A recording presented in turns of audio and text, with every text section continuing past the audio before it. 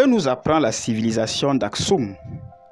La maîtrise du commerce international, la souveraineté monétaire et l'architecture sophistiquée. Écoutons à cet effet le texte de l'historien Yuri Kobichanov. Des sources historiques datant des 2e et 3e siècles font état de l'ascension rapide d'une nouvelle puissance africaine, Aksum. Vers le milieu du 2e siècle, Claude Ptolémée, qui fut le premier à citer les Aksumites parmi les peuples d'Éthiopie, connaît les villes de Méroé et d'Adouli, mais ignore celle d'Aksum. À cette époque, la situation de l'Afrique du Nord-Est ressemble à celle que décrit Héliodore, auteur gréco-phénicien du IIIe siècle, dans son récit à Éthiopica, où l'on voit des ambassadeurs aksumites se présenter au roi de Méroé en amis et alliés, et non pas en sujets ou tributaires. Le Périplus Maris Érythrae, le périple de la mer Érythrée, qui nous renseigne sur la période allant d'avant l'an 105 de notre ère au début du IIIe siècle, dit de la métropole de ceux qui se nomment Aksumites qu'elle est une ville peu connue et que le royaume de son souverain Zoskalé est de fondation très récente. Zoskalé régnait sur toute la côte érythréenne de la mer Rouge, mais le désert Bédja était soumis à Méroé. Cet équilibre entre les deux puissances, la vieille métropole des Méroïtiques et la jeune métropole des Aksumites, se retrouve dans le roman d'Héliodore. Le périple ne fait aucune allusion à l'expansion aksumite vers l'Arabie du Sud. Les premières sources à en faire état sont des inscriptions sabéennes de la fin du IIe siècle et du début du IIIe siècle, où il est dit que les Abyssiniens ou Aksumites sont en guerre au Yémen, où ils occupent une partie du territoire. Il semble que, de 183 à 213, le roi aksumite Gadara et son fils aient été les souverains les plus puissants de l'Arabie méridionale et les chefs véritables de la coalition anti-sabéenne. À la fin du IIIe siècle et au tout début du IVe siècle, Asba, roi d'Aksum, devait aussi combattre en Arabie du Sud. Par la suite, les Himyarites unifièrent le pays mais les rois aksumites prétendirent demeurer leurs souverains, ainsi que l'indique leur titre. Deux inscriptions grecques faites par des rois d'Aksum, dont nous ignorons les noms et les dates de règne, relatent aussi des guerres en Arabie méridionale. La plus longue de ces inscriptions fut recopiée au milieu du VIe siècle par Cosma Indicopleust.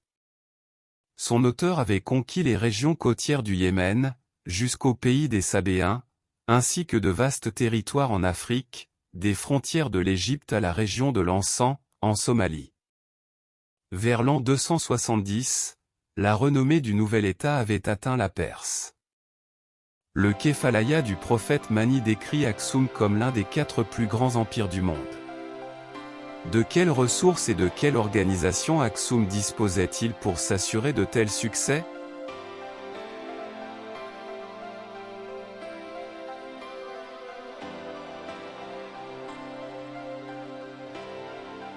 Activité.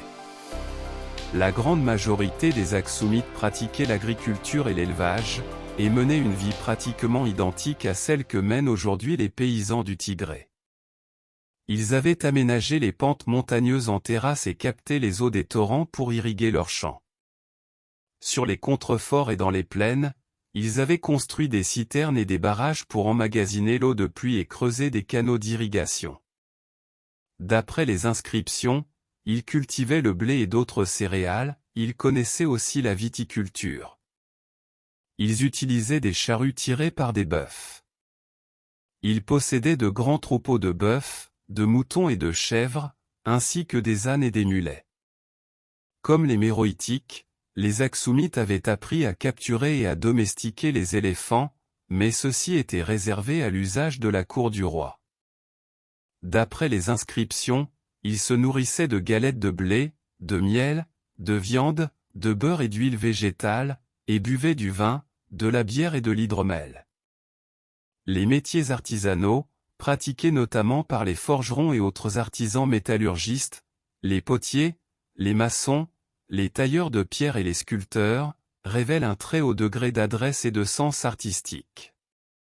L'innovation technique la plus importante est l'utilisation d'outils de fer, alors beaucoup plus répandus qu'au premier millénaire avant notre ère, ceux-ci contribuèrent inévitablement à l'expansion de l'agriculture, du commerce et de l'art militaire.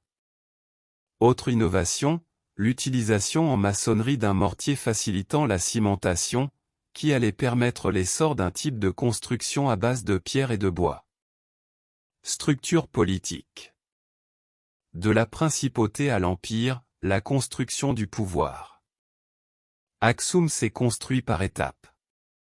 À l'origine, Aksum est une principauté qui doit s'imposer face à des États dits segmentaires, des entités politiques autonomes. Le souverain devait souvent réaffirmer son autorité par des campagnes militaires à chaque début de règne, comme l'illustrent les cas du monarque anonyme du Monumentum Adulitanum et, plus tard, du roi Ezana. Entre le IIe et le IVe siècle, Aksum change d'échelle. Elle s'implique dans les conflits en Arabie méridionale et finit par conquérir le royaume de Méroé en déclin. À son apogée, l'empire englobe le nord de l'Éthiopie, le Soudan et le sud de l'Arabie. Une structure fédérale et hiérarchisée, le roi des rois.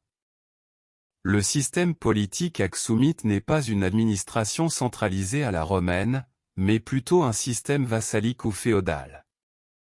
Au sommet se trouve le négus ou roi des rois. En dessous de lui gravitent des vassaux que les sources grecques nomment archontes ou ethnarques. Le pouvoir est pyramidal. Un roi vassal peut lui-même commander à des seigneurs de rang inférieur.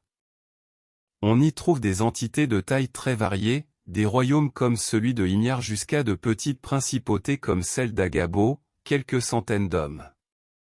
Le lien de vassalité repose essentiellement sur le tribut. Il était collecté de deux manières, soit envoyé directement à la capitale, soit récolté par le roi des rois lors de tournées royales, où le souverain et sa suite vivaient sur les ressources des territoires traversés. Administration et gestion de l'État. L'administration aksumite semble être restée rudimentaire et centrée sur le cercle familial du souverain. La gestion des affaires publiques et le commandement militaire sont confiés aux proches parents du roi, frères et fils. Dans l'idéologie royale, le terme « mon peuple » est synonyme de « mes armées ». L'armée n'est pas seulement un outil de guerre, elle est aussi employée pour les grands travaux de construction. En l'absence d'une bureaucratie développée, ce sont les familiers et les esclaves royaux, comme les célèbres Frumens et Edesius, qui occupent les fonctions de secrétaire ou de trésorier. Évolution vers la centralisation. On observe une mutation lente du système. Au IVe siècle, sous le règne d'Ezana, le roi passe son temps à soumettre des vassaux rebelles. Au VIe siècle, le contrôle se durcit. Le roi des rois ne se contente plus de recevoir un tribut, il commence à nommer directement les rois vassaux, notamment en Arabie, et installe des garnisons militaires permanentes pour garantir leur loyauté.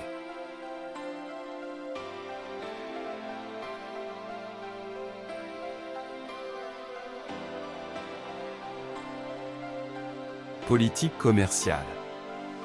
La monnaie, un outil de souveraineté et d'économie.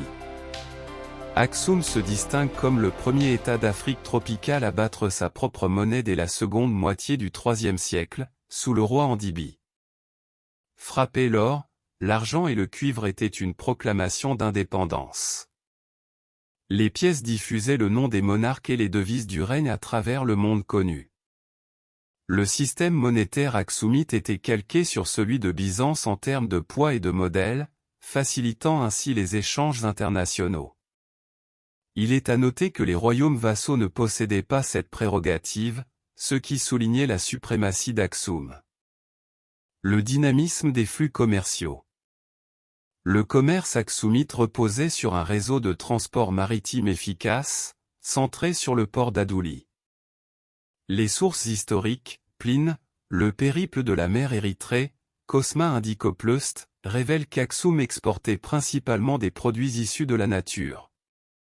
Des produits de luxe, ivoire, très prisés, cornes de rhinocéros, écailles de tortue, obsidienne et émeraude, acquises chez les Blémis. Animaux vivants, singes, peaux d'hippopotame et parfums. L'or, notamment via un commerce muet ou d'échange avec la région de Sassou, dans le sud-ouest éthiopien. En retour, Aksum importait des produits finis et des denrées qu'il ne produisait pas en quantité suffisante. D'Égypte et de Rome, il importait tissus de luxe, vêtements teints, verreries, vin, de Syrie et d'Italie, et huile d'olive. De l'Inde le fer et acier indien, cotonnade fine, mousseline, riz et canne à sucre. L'archéologie comme preuve des échanges. Les fouilles à Aksum, Adouli et Matara confirment ces textes. On y a retrouvé des preuves matérielles de ce cosmopolitisme. Des amphores de vin et d'huile provenant du monde romain. Des objets indiens, sceaux, figurines, pièces d'or du royaume couchant. Des statuettes méroïtiques, Soudan, souvent issues de butins de guerre ou de tribus. La politique commerciale et sociale. Le commerce n'était pas seulement une affaire de marchands, c'était une affaire d'État. Le roi d'Aksum et le gouverneur d'Adouli percevaient des présents et probablement des droits de douane. Certains produits de grand luxe étaient réservés exclusivement à la cour. L'enrichissement ne concernait pas que l'élite. Les produits importés, bracelets en cuivre, outils en fer, tissus, alimentaient les marchés locaux, modifiant le mode de vie des populations urbaines et rurales. Adouli et Aksum des sociétés cosmopolites, elles accueillaient des communautés d'étrangers, égyptiens, syriens, indiens, arabes. La présence de denariés romains spécifiquement pour ces résidents étrangers illustre l'intégration d'Aksum dans le système financier global. Un capitalisme d'État, monopole et richesse royale. Le commerce de gros volume était le privilège exclusif du négus et de ses vassaux. Le souverain contrôlait directement l'extraction de l'or et la chasse à l'éléphant pour l'ivoire. Ce sont les seuls acteurs possédant les stocks nécessaires pour satisfaire la demande internationale. Les inscriptions, comme celle des Annas, mentionnent des captures de guerre colossales, plus de 30 000 bœufs et 50 000 moutons. Ce bétail servait de réserve de richesse, de nourriture pour les expéditions, et parfois de monnaie d'échange vers l'intérieur du continent. L'importance du bétail est telle qu'un titre spécifique est créé, le saflam, préposé aux troupeaux, soulignant la bureaucratisation de cette ressource. L'organisation des caravanes, l'exemple de Sassou. Le commerce avec les régions aurifères de Sassou illustre parfaitement la fusion entre commerce et administration militaire. Les caravanes, environ 500 hommes, sont placés sous la responsabilité de l'archonte d'Agao. Ce ne sont pas des marchands isolés, mais des agents du roi et des nobles. Ces caravanes sont lourdement armées.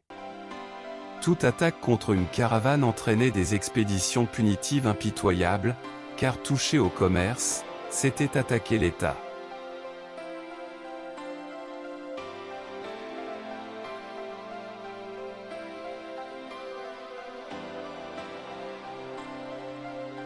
Une puissance géopolitique mondiale. Aksum ne se contentait pas de commercer, elle dominait les voies de communication. Le verrou de Bab el-Mandeb, en contrôlant ce détroit, Aksum maîtrisait le passage entre la mer Rouge et l'océan Indien. Elle devenait le passage obligé pour le trafic vers l'Inde et Ceylan. L'Empire a pacifié la mer Rouge en luttant contre la piraterie. Cette stabilité a favorisé une alliance stratégique avec l'Empire byzantin, dont les marchands avaient besoin de la protection aksumite. Bien qu'allié de Byzance, Aksum protégeait ses secrets commerciaux, comme l'origine de l'or de Sassou, et menait sa propre politique, ne coïncidant avec Rome que par intérêt économique. L'ascension d'Adouli, de village à métropole mondiale. L'évolution du port d'Adouli est le baromètre de la puissance du royaume. D'abord simple village, Adouli devient au 5e siècle le port le plus important entre l'Égypte et l'Inde. Des colonies de marchands aksumites sont installées jusqu'en Libye, en Arabie, Nagran, et des comptoirs sont attestés à Ceylan. Adouli n'est pas qu'un port de transit, c'est le cœur d'un réseau de diaspora marchande. Culture. L'évolution de l'idéologie à travers l'écrit. La culture aksoumite est avant tout une culture de la glorification royale. Les inscriptions passent de simples dédicaces religieuses à de véritables récits littéraires. Les stèles du roi Ezana, rédigées en éthiopien et en grec, sont des chefs-d'œuvre d'éloquence. Elles dépeignent un monarque à la fois invincible et magnanime, dont les conquêtes sont justifiées par une protection divine. La monnaie comme outil de propagande. Période ancienne, les rois portent des sobriquets liés à leurs unités militaires, reflet d'une ancienne tradition de démocratie militaire. Période impériale, sous Ezana, on voit apparaître des devises grecques comme « Puisse le pays être satisfait », une forme de communication politique visant à légitimer le pouvoir monarchique naissant, avant que les formules chrétiennes ne prennent le relais. L'esthétique du titanesque, architecture et art. Rien ne symbolise mieux la puissance d'Aksum que son goût pour le gigantesque. Aksum a érigé les plus grands monolithes du monde antique, jusqu'à 33,5 mètres. Ces monuments n'étaient pas de simples pierres, mais des symboles destinés à inspirer une admiration craintive. Le complexe de Taka Mariam, 120 mètres sur 80 mètres, est sans équivalent en Afrique tropicale. L'architecture aksoumite combine la pierre et le bois, technique des têtes de singe, où les poutres de bois ressortent de la maçonnerie, créant un style décoratif riche, agrémenté de gargouilles à tête de lion. Cette recherche de luxe et de confort témoigne de l'enrichissement de la classe dirigeante. Le panthéon aksoumite, entre guerre et astre. Avant sa conversion au christianisme, Aksum pratiquait un polythéisme complexe, très proche de celui de l'Arabie du Sud. La triade astrale, les Aksoumites adoraient Astar, ou Vénus, ainsi que Bér et Méder, divinités de la terre. Le nom de Dieu en Éthiopie actuelle, Exiaber, tire d'ailleurs ses racines de ces cultes anciens. Assimilé au dieu grec Arès, Marem est le dieu de la guerre et l'ancêtre mythique des rois. Il symbolise la primauté de la guerre sur les activités civiles. Le roi est perçu comme son fils, renforçant le caractère sacré de la monarchie. Le culte de la lune et du soleil, gravé sur les stèles et les monnaies, montre une continuité religieuse profonde avec les racines sémitiques. Rites et culte des ancêtres. La religion aksoumite était une religion de l'acte et du sacrifice. Pour remercier Marem, les rois pouvaient immoler jusqu'à 100 bœufs en une fois. On utilisait aussi des substituts, comme des statuettes de bronze représentant des animaux sacrificiels. Les stèles, Awelt, servaient de point de ralliement pour honorer les ancêtres. Les autels au pied de ces stèles, avec leurs cavités pour recueillir le sang, prouvent l'importance du lien entre les vivants et les souverains défunts. Les tombes royales étaient les véritables lieux saints de la capitale.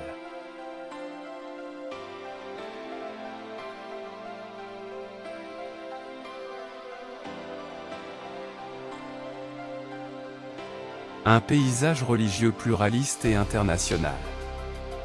Avant la domination du christianisme, Aksum était une terre d'accueil pour les grandes spiritualités de l'Antiquité. À Adouli, on vénérait Poséidon, le dieu grec des mers, indispensable aux marins. À l'intérieur des terres, les sanctuaires d'Almaka témoignent de l'influence des Sabéens d'Arabie du Sud. L'archéologie révèle une présence égypto-méroïtique, symbole ankh, scarabée, et même indienne, avec des statuettes de Bouddha probablement apportées par des marchands. Bien avant la conversion officielle au christianisme, une forme de monothéisme indéfini émerge dans les inscriptions. Ce concept original, propre à l'Éthiopie et à l'Arabie méridionale, a facilité la transition vers la foi chrétienne en utilisant des concepts spirituels déjà unifiés. Le cosmopolitisme linguistique, grec, Gèze et sabéen. La monarchie aksoumite cultivait une sous-culture internationale. Utilisé pour la monnaie et les inscriptions royales, le grec était maîtrisé par l'élite. Le roi Zoskale, par exemple, lisait et écrivait le grec couramment. Pour affirmer leur influence sur l'Arabie du Sud, Les rois aksumites, comme Ezana ou Caleb, utilisaient parfois une écriture imitant le sabéen pour rédiger des textes en langue éthiopienne. C'était un outil diplomatique montrant leur hégémonie sur les deux rives de la mer Rouge. L'innovation la plus durable de la civilisation aksumite est la réforme de son écriture sous le règne d'Ezana. Si l'alphabet est sémitique à l'origine, son système de vocalisation, l'ajout de signes pour les voyelles, est une prouesse intellectuelle.